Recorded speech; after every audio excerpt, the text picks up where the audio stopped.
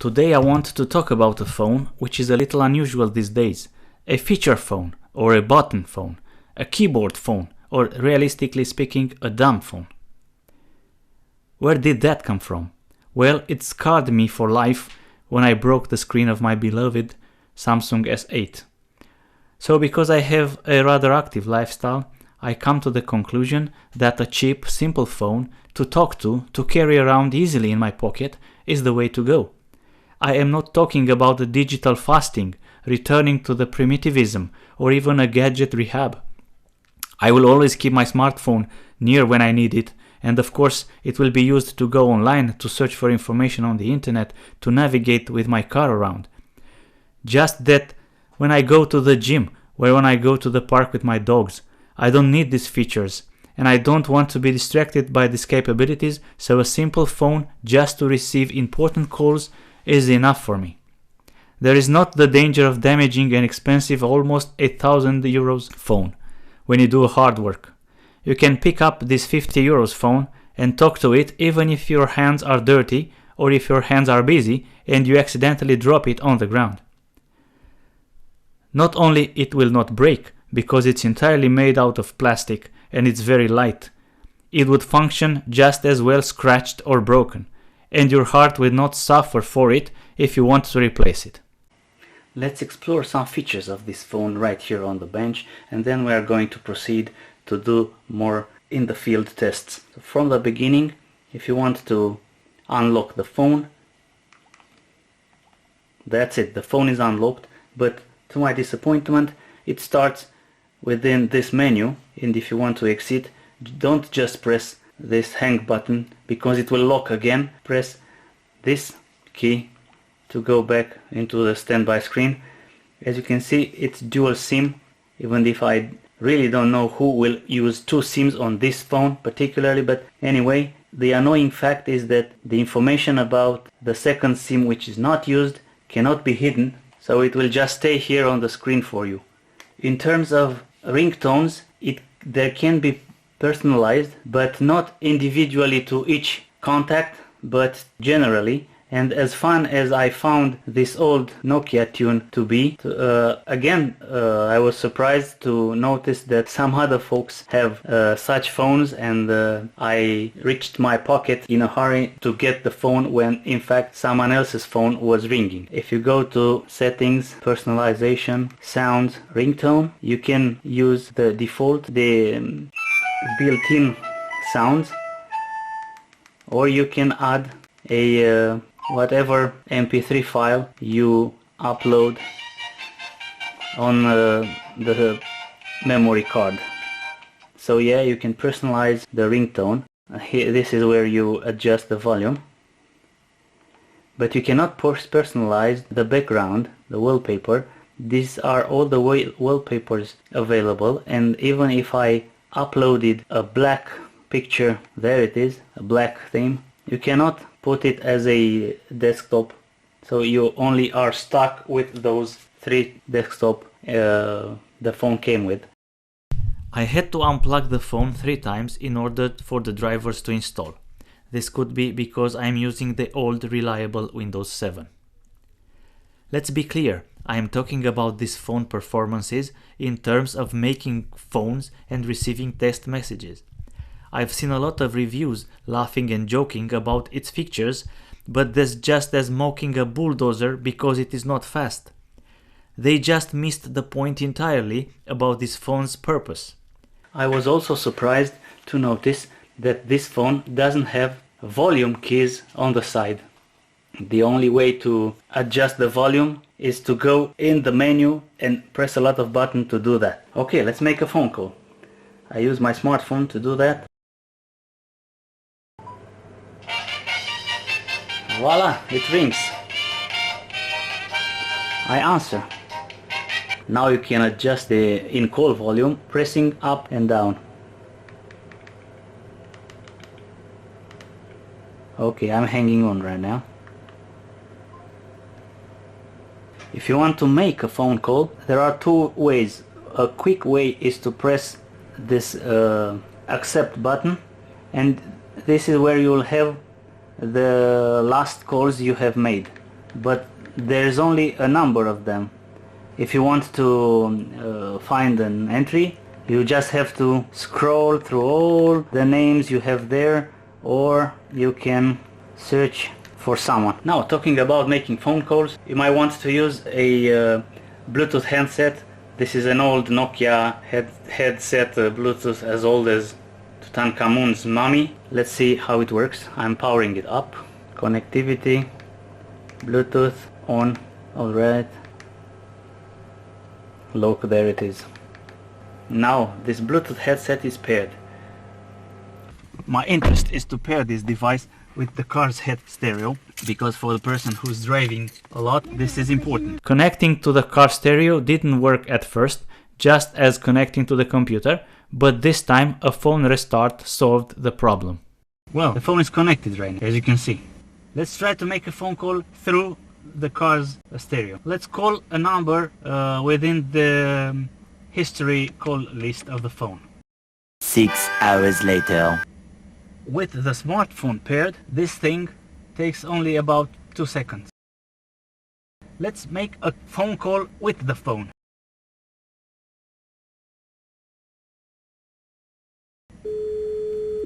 The other phone is ringing, but I don't have it right now with me to answer. Disconnected audio, switched to phone. Alright. We've seen how it behaves with the Bluetooth headset, but the phone came with its own headset, which unfortunately doesn't have a button here on the microphone side to answer or to end the call. But this is not a problem, because I have this old beautiful Nokia headset with this button here, or this gorgeous Sony Ericsson old headset with a clip and a button here, or if anything fails, this Lenovo headset with a microphone and a button here to answer.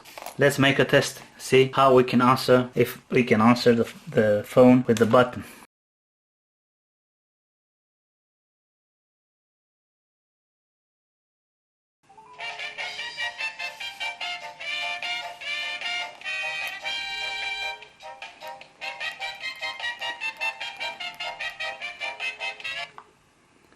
It looks like the button does nothing here. I've tried all the possible headset with buttons and it looks like none of them works, which can be because the answering button is wired differently for the phone, which I highly doubt, or just the phone doesn't support answering with the button on the wire of the headset, which I'm pretty confident it does. So it doesn't support an answering button with the headset, period. That's why they supplied a headset without button. Now let's see how this phone sounds like in real life. For this test I made this setup. A smartphone connected to the laptop in order to record the sound as accurate as possible, not through his speaker. I'm calling to this phone and see how it sounds like.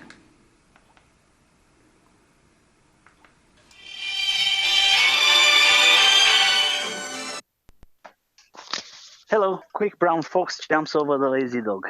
The rain in Spain falls mainly on the plane. Quick brown fox jumps over the lazy dog. The rain in Spain falls mainly on the plane. Bye-bye. So this is how someone will hear you talking to this dumb phone. I think he will be rather pleased and wouldn't have any idea what kind of phone you are using. Now I'm using the original headset to make a phone call.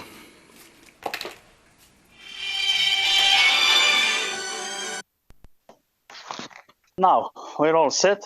Quick brown fox jumps over the lazy dog. Quick brown fox jumps over the lazy dog. The rain in Spain falls mainly on the plane. The rain in Spain falls mainly on the plane. That's it. Bye-bye. I was keeping my voice to a nice, decent level, but you can see that the ambient noise is very powerful. Now I'm connecting the Bluetooth headset and do the same test again.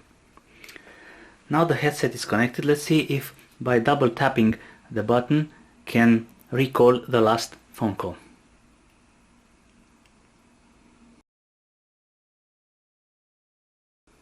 Yeah, double tapping recalls the last phone call.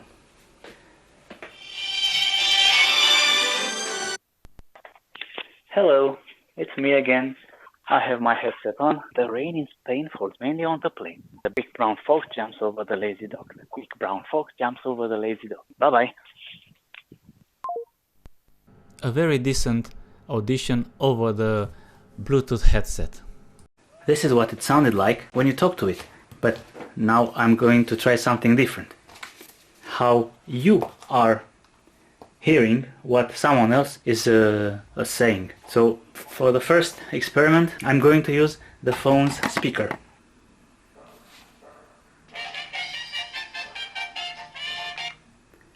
The quick brown fox jumps over the lazy dog. The quick brown fox jumps over the lazy dog. The rain in Spain falls mainly on the plain. The rain in Spain falls mainly on the plain. Bye bye. Thank you. This is how you're hearing on the speaker. But if you have a good pair of headsets, let's try to see what you will hear through a pair of headsets. Hello. The quick brown fox jumps over the lazy dog. The quick brown fox jumps over the lazy dog. The rain in Spain falls mainly on the plain. The rain in Spain falls mainly on the plain. Thank you. Bye-bye. This is what your ears will hear when someone else calls you and you are picking up with this phone. The sound quality is amazing, and I don't know if it's just only my sexy voice that sounds so good, but indeed the sound is very intelligible and pleasant. I'm going to see also how it sounds in terms of playbacking music, because when you go out you might want to listen to the radio or some music stored in the phone or a podcast. Now about the sound quality, this phone has a built-in radio. This radio works with or without a headset connected, so it means it has an internal antenna. The radio is not very friendly with Bluetooth, so okay, it has to be deactivated. It doesn't do that, of course, automatically, but you have to do it manually through a cumbersome menu. There it is. Now we can go back to radio. The reception quality is rather decent. To my disappointment, it doesn't have a radio data system, RDS. As you can see, this radio doesn't have its name displayed here. Scanning through the frequencies,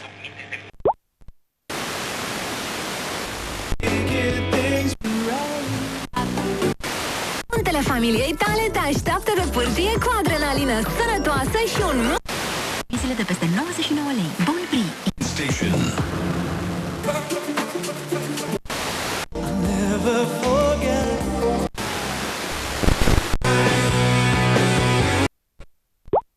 In order to test the quality of the phone output, I took a sample of a free music from YouTube library and played it back through the phone's jack, and I added in the video editor the same sample original as comparison. So this is how it sounds. The phone.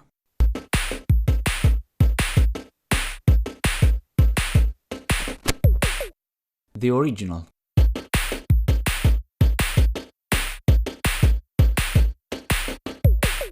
The phone.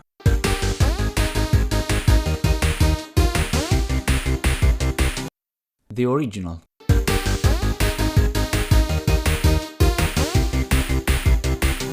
It looks to me that both the original sound and the phone output are very similar, so the phone output has a very decent quality. And I guess that using a quality headphones, the sound will be very nice, but the original headphones are very rubbish. Of course the camera is garbage, and the only reason I can think of for using it is that when you go into a store, you might want to take a picture of a product's label. So the test I'm going to make is to see that if a barcode is visible and intelligible on the screen. In my opinion, I can really understand all the numbers in this barcode. So after all, it's not that really bad and useless.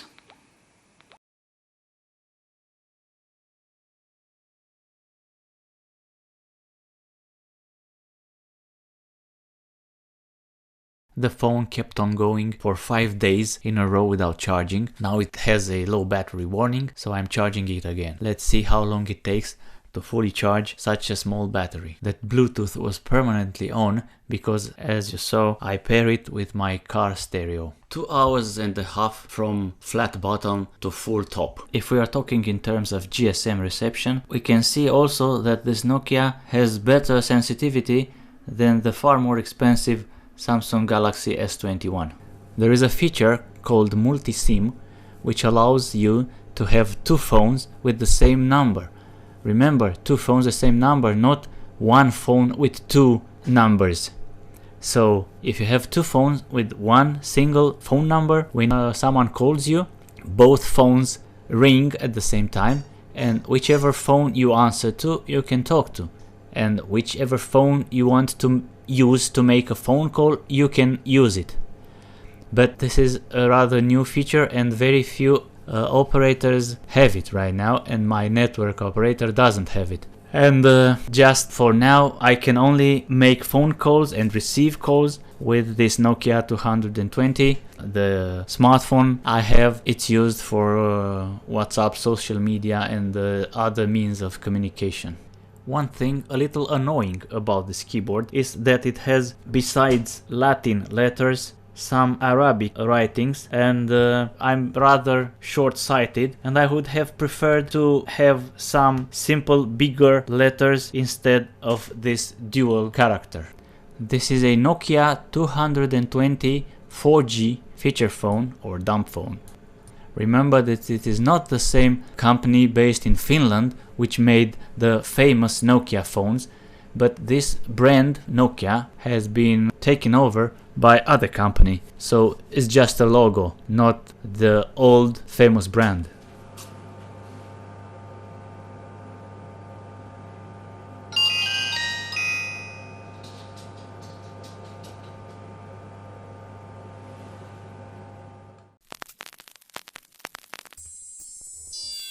Houston, the Eagle has landed. Roger, Tranquility. We copy you on the ground.